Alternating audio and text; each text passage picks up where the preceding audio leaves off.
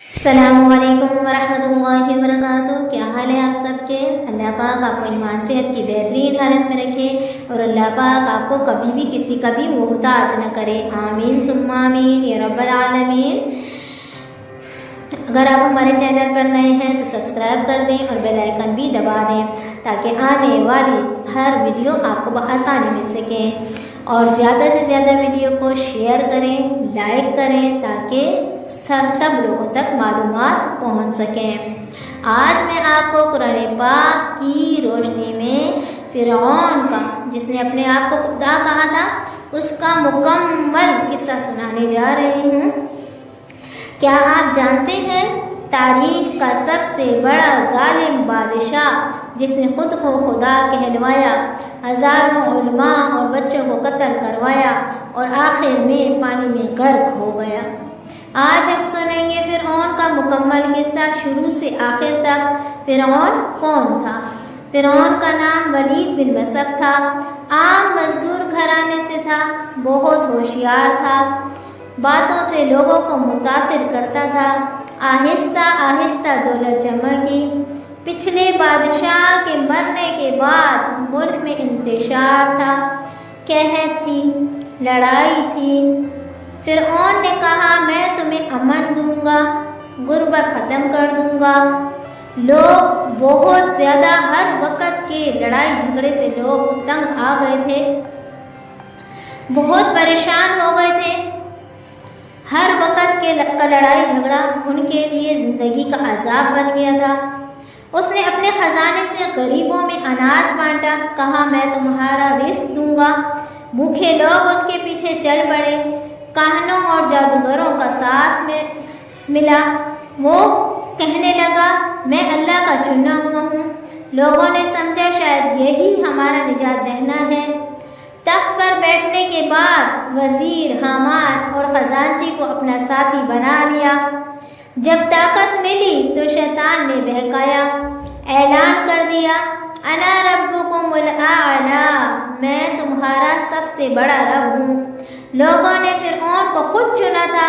جہالت، غربت، ڈر، فرعون جیسا ظالم حکمران، قرآن کہتا ہے فاستخف قومہ فاطاعوہ، اس نے اپنی قوم کو ہلکا کر دیا تو وہ اس کے تابع ہو گئے۔ الزخرف کی آیت، یعنی پہلے لوگ خود جھکے پھر فرعون نے سجدے کروائے۔ فرعون جانتا تھا کہ جب تک علماء اور کتاب باقی ہے لوگ بیدار رہیں گے، اس لیے اس نے 3 کام کیے۔ فرعون نے اعلان کیا جو بھی بنی اسرائیل کے عالم، حافظ یا عبادت گزار ہیں انہیں قتل کر دو۔ ہر شہر میں جاسوس چھوڑ دیے، صحیفے ختم کروا دیے۔ رات کو گھروں پر چھاپے۔ 400 سال تک ظلم رہا۔ حضرت یوسف علیہ السلام کے دور سے لے کر حضرت موسیٰ علیہ السلام کی پیدائش تک بنی اسرائیل غلام رہے۔ مقصد صرف ایک ہی تھا، دین کی جڑ کاٹ دو، اگلی نسل کو کچھ یاد ہی نہ رہے۔ اس وقت تورات نہیں اتری تھی، لیکن حضرت ابراہیم علیہ السلام، یعقوب علیہ السلام کے صحیفے تھے۔ فرعون نے حکم دیا تمام مذہبی کتابیں، دعائیں، نصیحتیں جلا دو۔ مدارس، عبادت گاہیں گرا دی گئیں۔ صرف میرا دربار عبادت کی جگہ ہے، کہنے لگا۔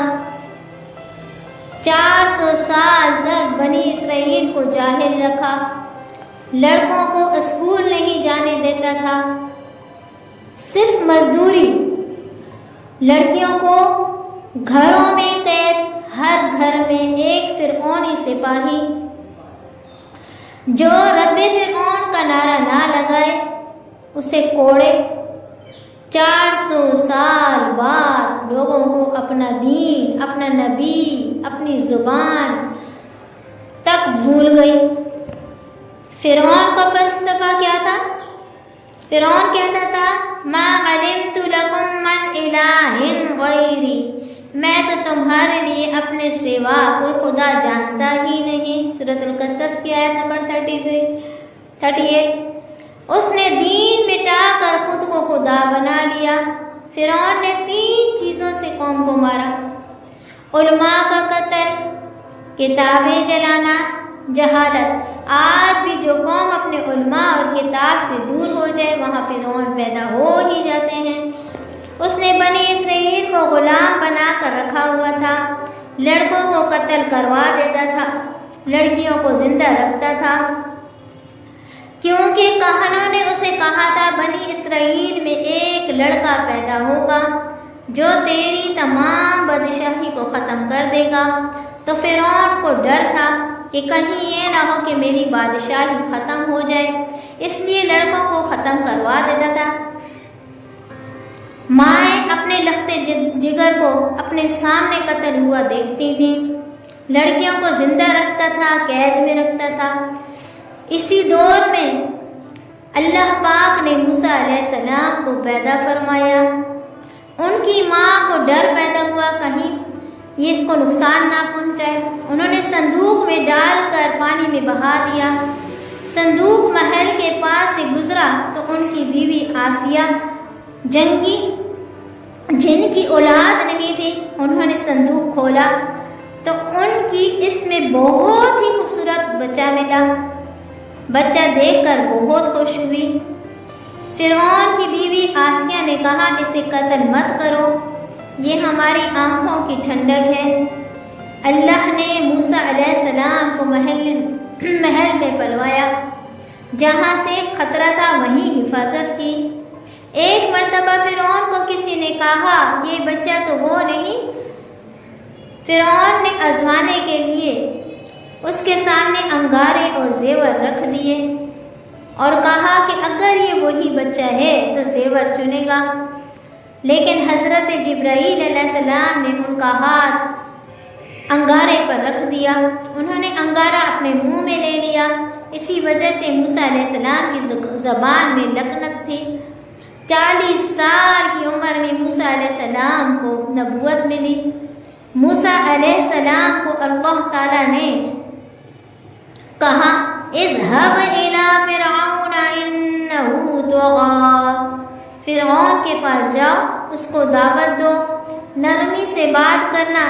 موسیٰ علیہ السلام نے فرمایا میری زبان میں لکنت ہے، میرے بھائی کو میرے ساتھ بھیج دیں۔ ہارون علیہ السلام اور موسیٰ علیہ السلام فرعون کے دربار میں پہنچے۔ موسیٰ علیہ السلام نے کہا بنی اسرائیل کو آزاد کر دو۔ موسیٰ علیہ السلام نے اپنی لاٹھی پھینکی تو وہ سانپ بن گئی، ہاتھ نکالا تو چمکنے لگا۔ فرعون نے کہا یہ جادو ہے۔ فرعون کے سارے جادوگر اکٹھے ہوئے، جادوگروں کی رسیاں سانپ بن گئی۔ موسیٰ علیہ السلام کی اژدہے نے سارے کے سارے سانپوں کو نگل لیا۔ یہ دیکھ کر تمام جادوگر اسلام لے آئے، فوراً سجدے میں گر گئے۔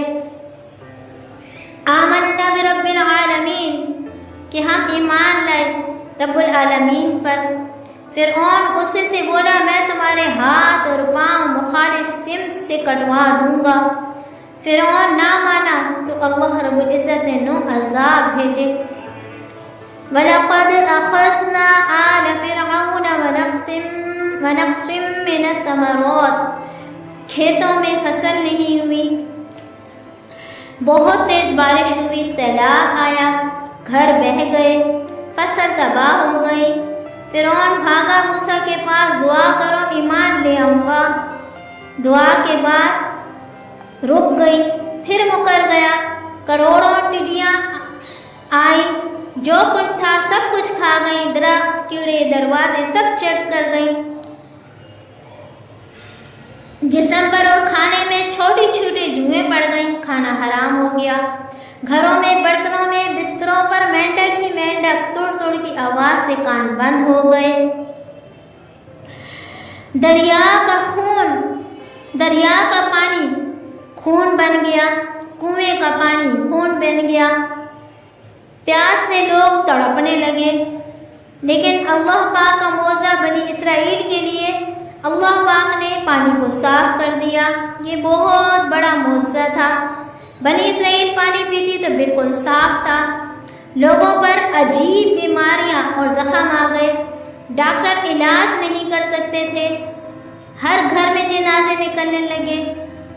اللہ پاک نے موسیٰ علیہ السلام کو حکم دیا رات کو بنی اسرائیل کو لے کر نکل جاؤ۔ فرعون کو خبر ہوئی، 6 لاکھ کا لشکر لے کر دوڑا، سامنے سمندر، پیچھے فرعون۔ بنی اسرائیل ڈر گئے۔ موسیٰ علیہ السلام نے کہا کلا ان معی ربی سیہدین، ہرگز نہیں، میرا رب میرے ساتھ ہے۔ اللہ نے لاٹھی مارنے کا حکم دیا، رستے بن گئے، سب پار ہو گئے۔ جب فرعون اور اس کا لشکر بیچ دریا میں پہنچا تو دریا بند ہو گیا۔ ڈوبتے وقت فرعون چلایا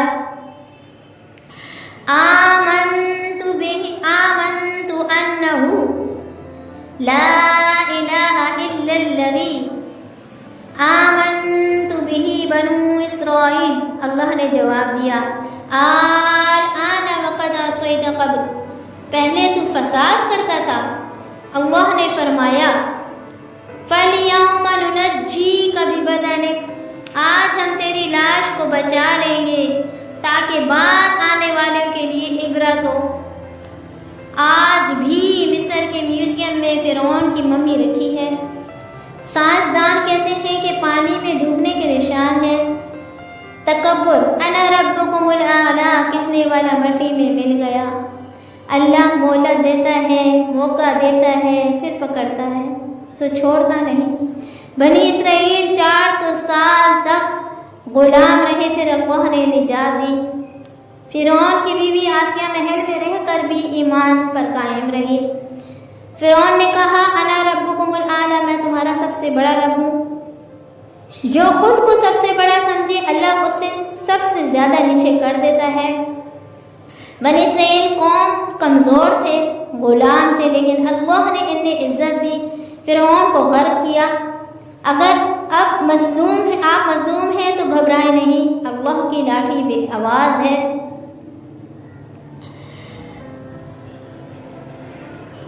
تکبر نہ کرو، ظلم نہ کرو، کیونکہ فرعون جیسے بڑے بڑے مٹ گئے۔ اگر آپ کو یہ ہمارا قصہ اچھا لگا ہے تو سبسکرائب کر دیں، لائک کر دیں، شیئر کریں۔ السلام علیکم، فی امان اللہ۔